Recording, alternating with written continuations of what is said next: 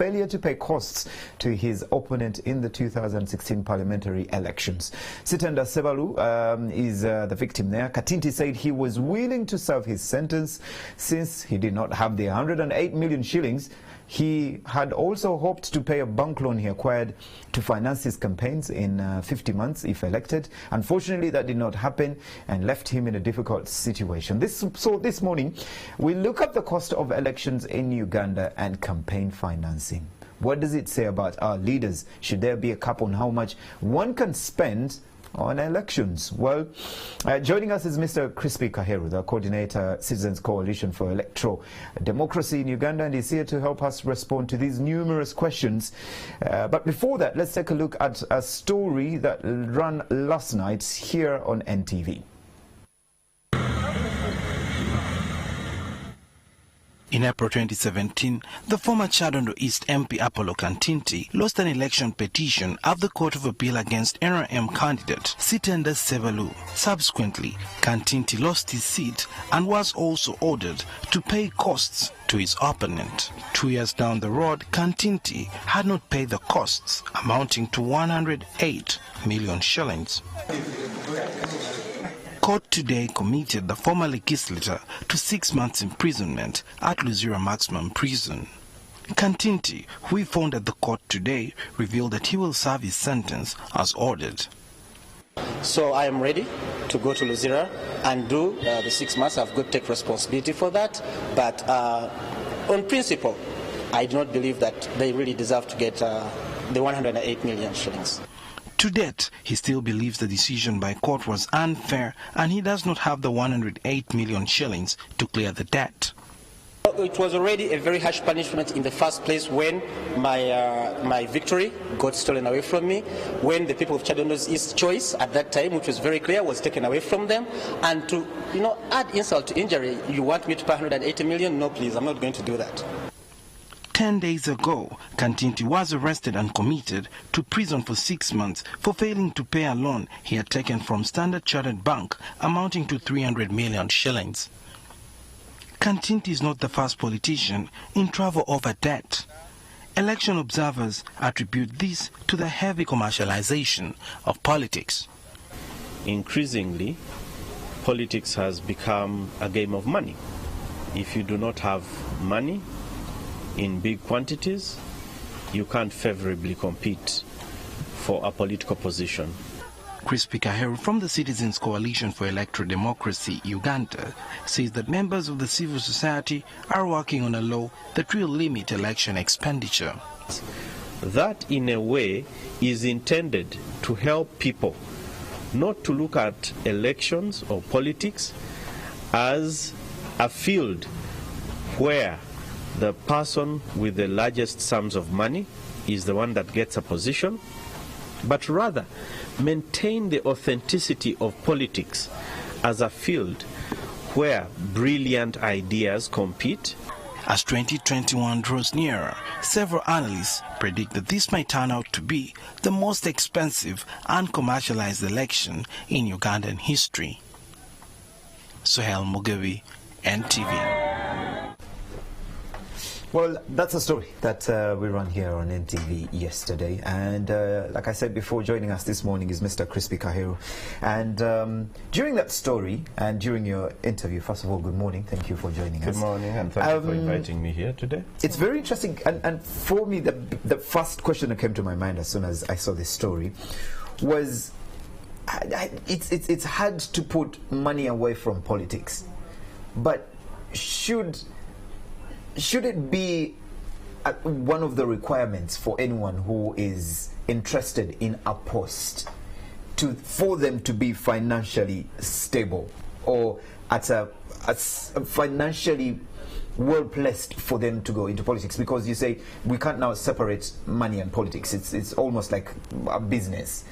But should we separate money and politics? Should it be like that? Like when you go to our villages there, they say, if he doesn't have money, how is he going to help you?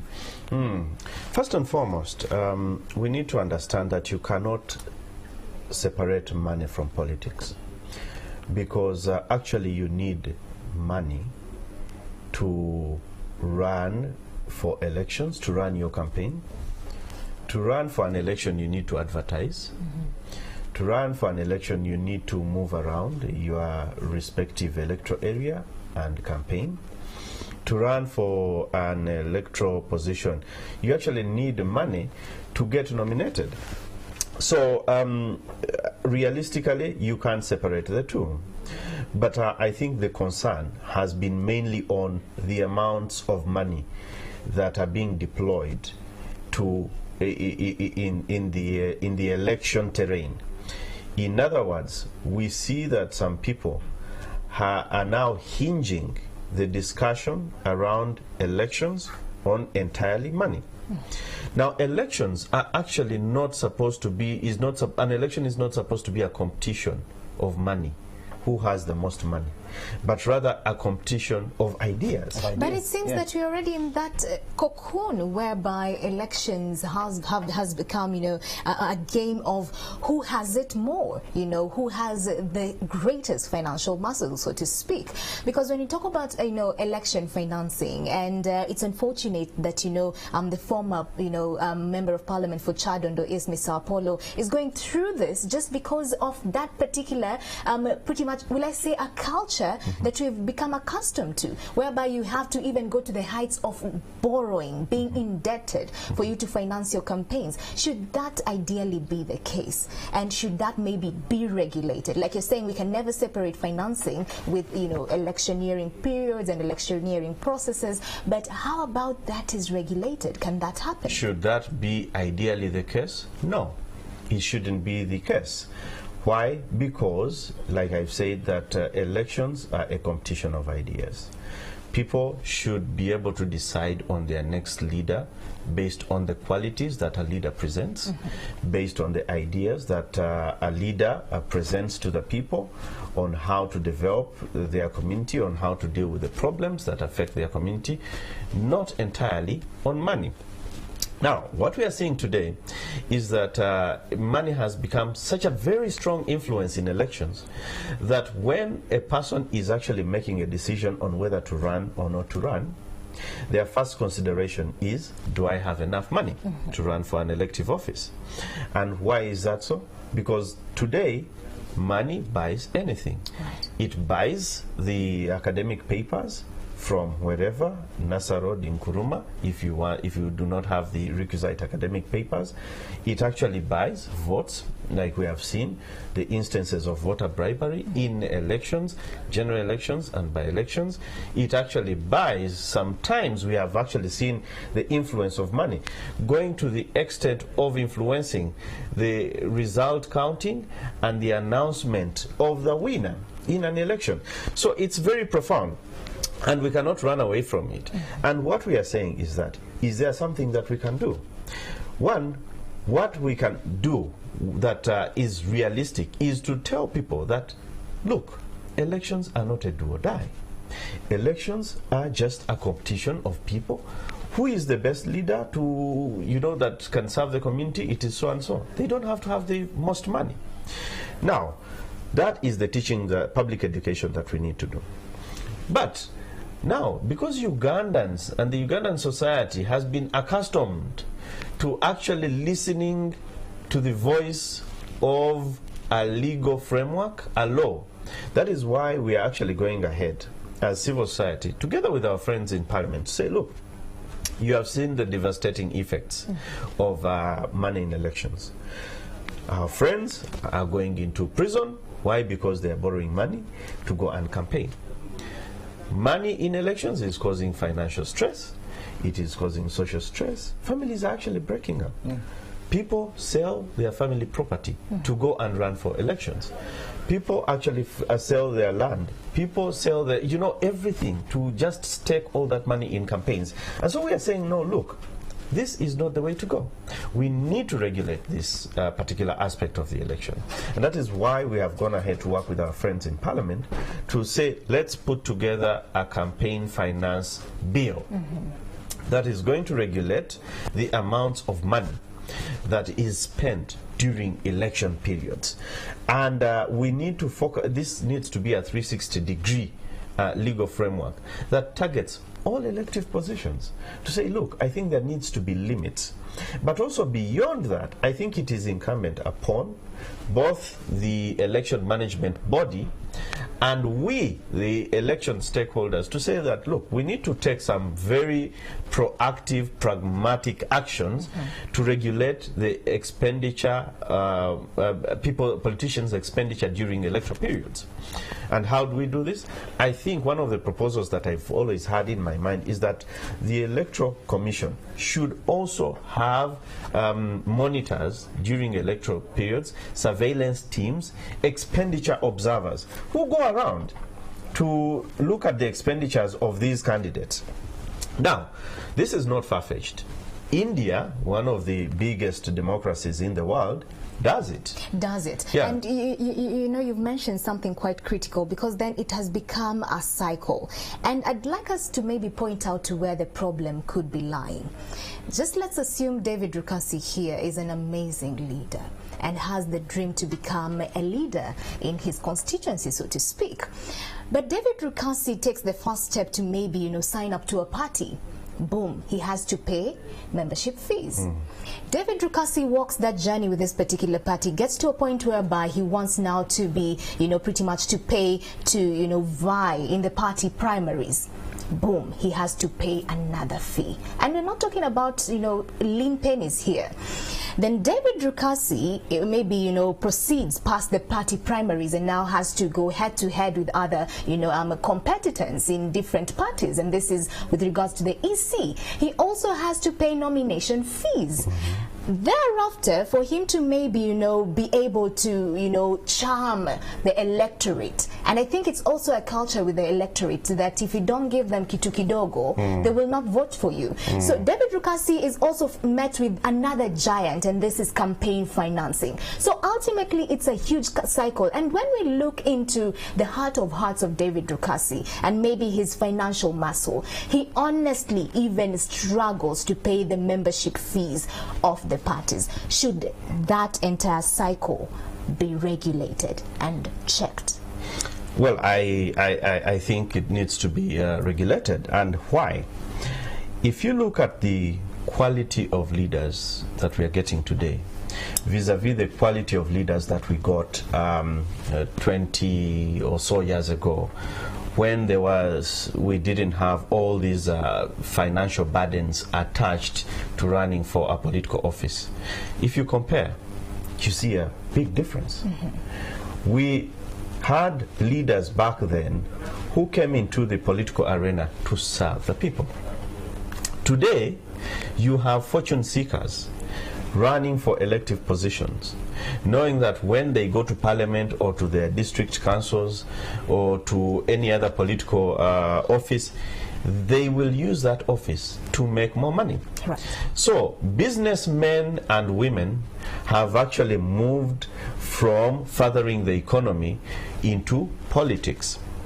There's a survey that was done, I think, a few years ago after the 2016 elections.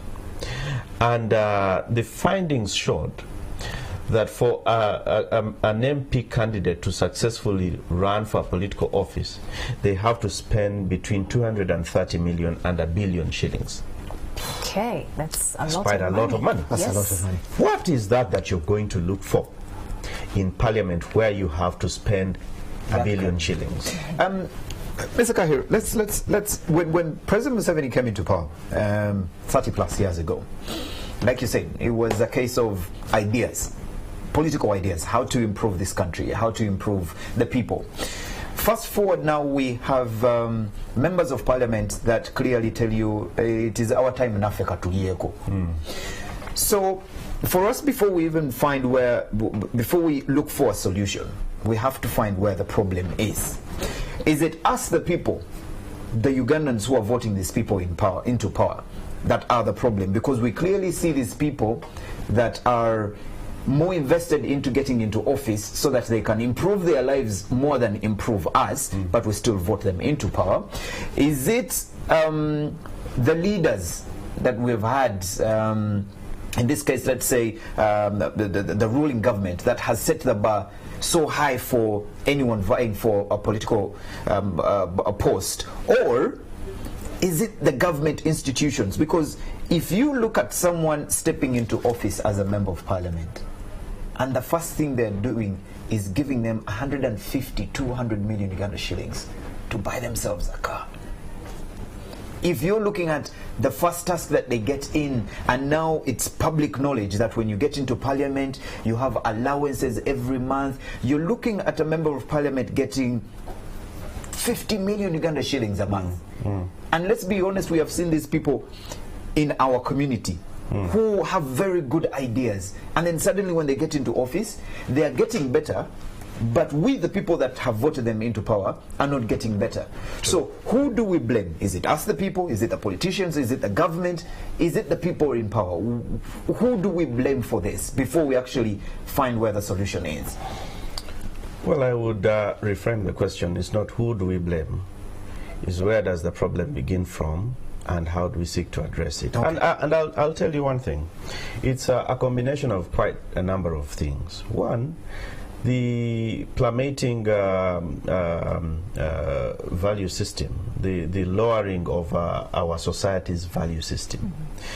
That now for me to vote for you, I should expect you to give me something. Yeah? When I lose someone, I want you to show up. I want you with to some show up. condolences. When my children haven't gone to school because of fees, I expect you to step in. Yeah. Although, I mean, I am the head of the family, I expect you, the politician, to step in. I expect you to stop when you find me, when you're driving through the constituency, and give me, you know, some little money for a meal for that day. The expectations are immense on the politicians. Yeah. And it is us, the citizens, that have sort of created that image, that frame of mind that a politician actually goes to a political office to make more money so they can service our personal needs. No, these people are actually supposed to be legislating, ensuring that there are good laws that will bring progress to your community. Not actually giving you 500 shillings when they meet you on the way, not buying for you alcohol when they find you, you know, seated at a gathering at a trading center. No, that's not the case. But our citizens don't understand what politicians are actually supposed to do in the different offices. So there is a mix-up of roles. And the politicians themselves have also not gone out there to say, look, we are not actually supposed to do this. This is a wrong culture. We must stop it. No, because they also find it as an easy way of getting votes, of getting political capital, without belaboring to come through the parishes and villages actually selling your ideas. So this is an easier way to buy people for people, Tonto or local brew seated at a trading center, and then you're assured of votes. Let's be honest, it's very hard for you to get to start a business right now. That's true. That will get you 50 million Uganda shillings a month. That's true. I agree. But there's also another aspect to it. We need to understand that we need to ask ourselves, why are people actually running away from all their professions into politics? Exactly. The question should be, are those professions, are they working? Are those industries working? Is the economy working? Could it be the reason why people think that there is an easier gateway? Because humanity, most times, is tempted to go for the easier road. Correct. So, could it be that our economy is not working, and that is why we are getting businessmen and women into the political arena? Or could it be maybe it's a game whereby, like you're saying, it's an easy shot in politics because it is, quote unquote, not tightly regulated, and it's about that person who has the financial muscle. You know, Absolutely. it's unfortunate that even the plan of Mr. Apollo was to get into office, to be elected, get into office, and repay back this loan within 50 months. Meaning that's the case of many politicians. So they actually get into a lot of debt to finance their campaigns, and their first agenda once they're elected into office is to mint as much money as possible to repay their loans and also to make it good for themselves. But Mara, I mean, look at it this way, realistically. When the members of parliament, when people are elected into parliament, one of the first things they do is to actually run to banks to get loans, to service other debts that they have procured. for campaign purposes. And then, what is the next thing they do? Then they increase the emoluments. Yeah? And then after that, they now become business brokers. Do you think that is what is fueling corruption in the country then? Of course, there is no any other reason. Because if you have all these expectations, one, you have borrowed to get into a political office, you have to pay back that loan, right. But also you have to service your electorate, you know, through a patronage system. So you keep giving them little by little. You know, when somebody loses a family friend, you have to be there. That is, of course, fuel. You have to, you know, send them mobile money for those that have children that are going to school. There's immense pressures that are associated with a political office. And therefore, there is no way under the sun that you can expect these politicians to be humbly committed to just receiving their salary and using it to, of course, service their personal needs. Right. Why? Because there are immense pressures, external pressures from their constituencies. And therefore, they'll get all these temptations. But that does not in itself mean that it's because there is so much pressures that politicians end up getting into corrupt tendencies, like you mentioned. I think there is also another thing that we have to look at. The whole question of the ethics, the integrity of the politicians that we actually elect.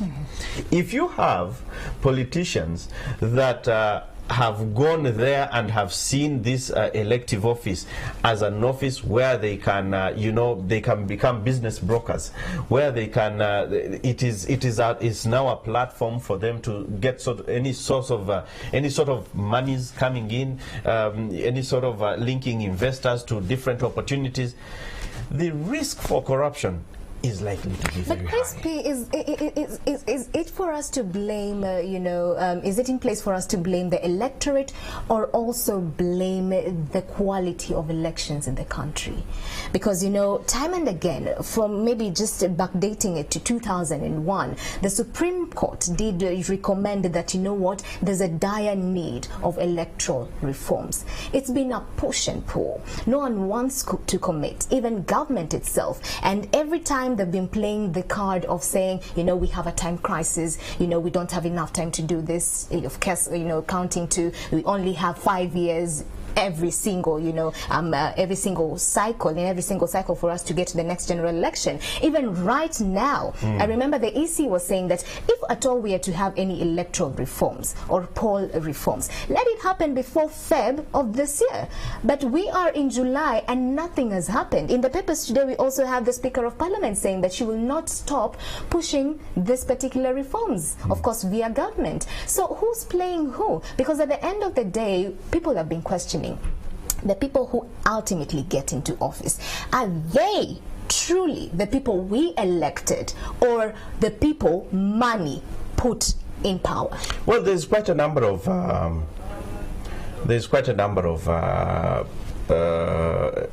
gaps in the electoral management framework of the country as it is right now. And the reason as to why we are seeing things like monetization of elections increasing, things like violence in elections increasing, things to do with more practices and contested elections increasing, is simply because we have not sat with honesty and sincerity to address the gaps that prevail in our electoral management framework. And these are the reforms that have been on the table for more than 10 years. Yes. And the question is, do we want to first get to the rock bottom for us to now come out and say that, okay, now we need to fix it? We've lived a reality whereby about 12.5% of our annual budget goes to elections when it comes to an election year. Now, that's a significant amount of money. If you put together the amount of money that is spent by, of course, the Electoral Commission, the political parties and the candidates who are running for elective offices, you put together the money that goes directly to handle different aspects of the election, such as security, it's a lot of money. Correct. Now, why is it a lot of money? It's because there is something that we are actually trying to deal with that we are actually not touching. You know, if you had the laws that regulate the use of money in elections, then you probably wouldn't need an entire structure to surveil an election. If you had laws in place that if you had laws or programs that address violence in elections, you probably would not need such an exorbitant expenditure by the security agencies during election time. If you had, laws and programs that address the awareness, the aptness of the voters, of the electorate, you probably wouldn't be spending a lot more money on different things, such as, getting people to go out and vote, because they would know. So first we need to deal with our civic culture. Do we have a sustained civic engagement with the population to help the population understand the rationale of elections? No, those programs are actually not there. Are they important? I think absolutely so. Then, do we actually need to put in place a believable election management framework that will inspire Ugandans to come out and vote? I think yes. Why? Because every other election, we are seeing people apprehensive about elections. I think, come on, yes, I'll go to the vote, but will my vote be counted? You don't want those questions. And those questions translate into reducing numbers of people who turn out at polling stations. They actually result into so many invalid votes that we see, because people, yes, are walking to the polling station, but not really interested. They're not enthused. They're not excited about this. And what do you end up seeing? People feel that they can actually assert themselves more when they're outside an election than sending them to the polling station. That is why you see protests increasing, violent rallies increasing. Yes. But when you put together those energy that is demonstrated before an election vis-a-vis the actual translation into people going to vote, they're completely different. Correct. You suggest that we should come up with regulations as one of the measures to help. Are you a football fan? I watch football sometimes. The one thing I've learned following football is that regulations actually only work when the people running or at the top are interested in them working. We have seen, just give you a case scenario of Manchester City. They own a club in the Premier League where there are rules on how much they can spend. This is a football club that is owned by the sheikhs. So what they do, one, we can't spend this much. So they know, okay, what does the rule say? The rule says if you want to spend more, you have to make sure you're earning more. They get their own company owned by the same sheikhs to give the club deals that have never been seen before with no good reason. But you didn't put that regulation in there. So they go ahead and do that. When they hit that limit, they're so rich they go buy another club. The other club buys players this side and then loans it to this club because that is what their interest is. So for me, regulations only work when the people are interested. And now we're talking about politics, where clearly there are two sides of the coin. We have the running governments and the opposition. They are never going to agree. If we can't simply agree on when rallies should be held, are we going to agree on simple things like let's not spend this much? Because we already have a pull and hassle in the country where the opposition side is saying, well, the president is going around. well, as a fountain of honor, he has to do that. But they're saying if he's going around, why can't we go around? So don't you worry that this will only end up us having another law, other regulations that are only benefiting the side that is interested? We would have loved the politicians to really build and forge a consensus around the question of electoral reforms. But like you observe, this is not an easy journey to walk for the politicians. But I also have good news for you. That the politicians we are talking about, all put together, are 2 million people. Uganda has 40 million people. If that's just a pitch. Yeah, if the 38 million people agree that there must be reforms, there is no reason why the 2 million people can overrule. Has there been 38 million? Have you seen anything like that? This 38 million do not agree to the electoral reforms, because I think we have agreed, but they haven't happened, and now we're 6 months past the deadline on when they said we should be doing it. So clearly, it's not about the 38 million; it's about the 2 million. It's about the 2 million. Well, you could read it that way, but I'll also tell you that the 2 million people now have no option. They have to walk the path of electoral reforms. And why? Is because they have now also lived the reality of avoiding electoral reforms.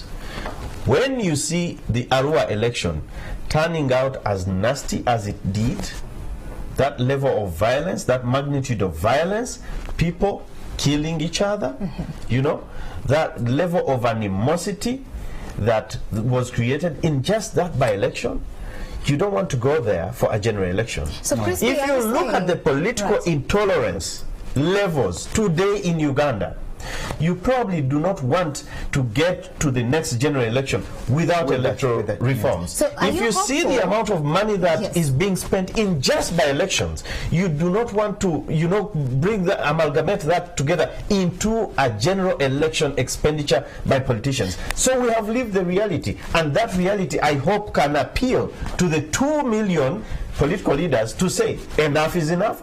We now need reforms, just like how the 38 million people have said. Crispy, you hope that the 2 million will stand to the I am an eternal optimist. All right. And last week somebody told me, but Kairu, you talk about these electoral reforms, they will never appear. What did Albert Einstein say about somebody who does the same thing expecting different result? And I told the person, no, when somebody does the same thing expecting different results, it is called faith and conviction. Last question, Crispy, as we bring this to a wrap. The EC said that if at all we are to have electoral reforms implemented, they wanted it to be done latest by February 2019, so they can also have time to to do the rightful.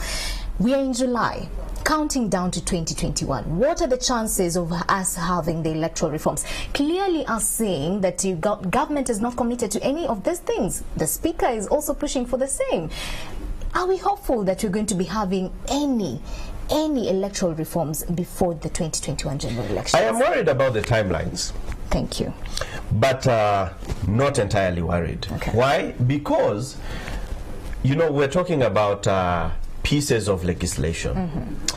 If we borrow an example from our neighbors, Kenya had its entire constitution reviewed. Actually, they put in place a new constitution in 2010. Correct. And that means that all the subsidiary laws that emerged from a constitution had to be reconstructed in tandem with the new constitution. Kenya had set the date for their next general election as 2013. Now, did Kenya have an election in 2013? They did. No, they didn't. They did have. Yes, they did. Now, we have about 15 months to an election. If really government could respond to the invitation of Parliament, to the orders made by the Supreme Court, and table these electoral reforms in Parliament in the next couple of weeks, I think we still have a very narrow window that we could benefit from in terms of having these electoral reforms enacted, but also implemented to positively affect the 2021 general elections. Well, you say if they do, and by the look of things, it doesn't benefit them. And that means that the if is a big if. But if they look at the bigger picture of the country, I think they would benefit them.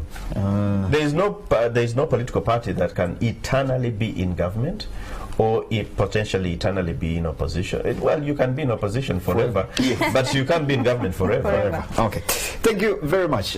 Joining us this morning, Mr. Crispy Kahiru, the Coordinator Citizens Coalition for Electoral Democracy in Uganda, to help us to respond to questions of should there be a cap on how much one can spend on elections. Of course, this all steers from that story that we ran last night on NTV, and we're talking about the former Chadondo East constituency member of parliament, Apollo Kantinti, who was thrown out of parliament by court in 2016. Yesterday, he was committed to Zilla prison for 6 months over failure to pay costs to his opponent in the 2016 parliamentary elections. Thank you very much. All the feedback that is coming off social media, we'll get into that. The hashtag is morning@NTV. Crispy, thank you very much for joining us.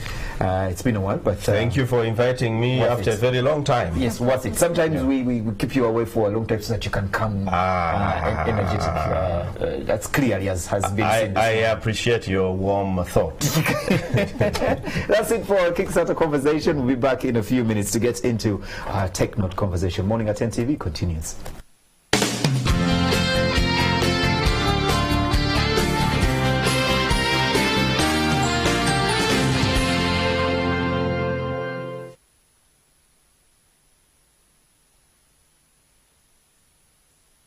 $52 games, 52 updates, and one winner.